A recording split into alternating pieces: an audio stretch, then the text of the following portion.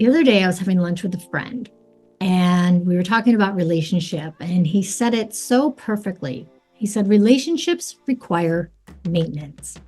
Now, the world at large, a lot of media, fairy tales, whatever else is out there, makes us want to believe that once you find the person, fall in love, you live happily ever after. But what we don't talk about so much is how much work, effort, and maintenance is technically and actually required in order to have not just a decent relationship, but an amazing relationship.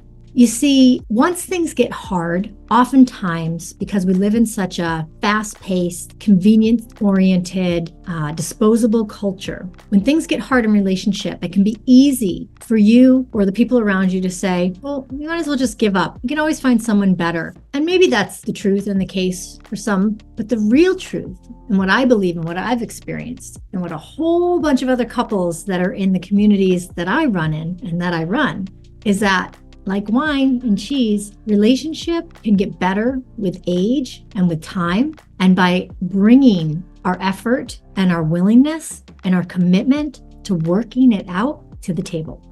Now, if you happen to be in a community of friends that don't hold your relationship as sacred, and what I mean by that is when things start to get a little tricky or you become upset or triggered by your partner, and you bring it to your friends, and the first thing they say is, you don't need that. You don't need them. You don't need him. You don't need her.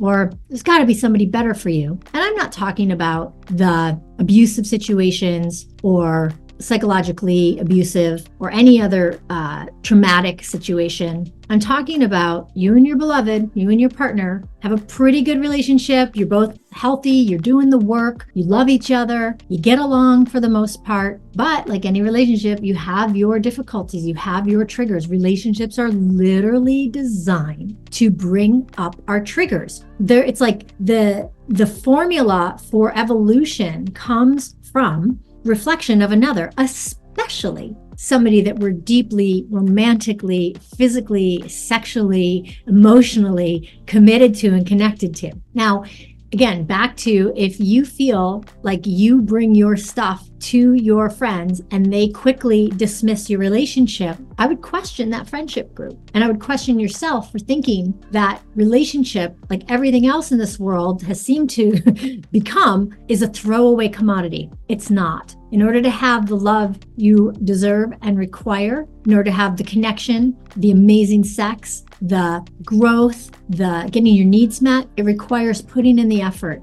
putting in the maintenance, making sure that you're both on the same page. And if the community that you surround yourself with can hold you and your partner equally in the sacredness of that commitment, you've got a winning community. You've got a winning formula. But if you're in a world and a community that doesn't do that, it's not going to serve the highest of your relationship. And you may end up throwing away something that with just a little tweak, a little tune-up, a little bit of extra maintenance, a little oil change here and there, a little lube. You can actually take it from good to great. So in the community that I run, we live what you would call a principle-based relationship. And one of the principles that we stand in is that we are each other's beloved. And what that means is that I hold you and your partner and everybody around us as equally as loving in my heart, in my soul, in my interaction as I do to my own partner and my own self. And so when somebody comes to me and says they're having a tough time in their relationship, we consider that it's just part of a small piece of the bigger equation. And quick little hint, oftentimes trouble in paradise when it comes to relationship is simply a pattern that most relationships go through that comes from societal upbringing and so on and so forth. So when somebody has an issue in the community that I run in, which is a bunch of amazing couples dedicated to prioritizing their relationship, practicing a principle-based relationship, and they need some love and support, I always hold their relationship as sacred. I treat them and their partner as beloveds. I hold that as the highest, and then I allow them to work with me, work with the issue in that context, in that container, so that it can truly uplift the partnership.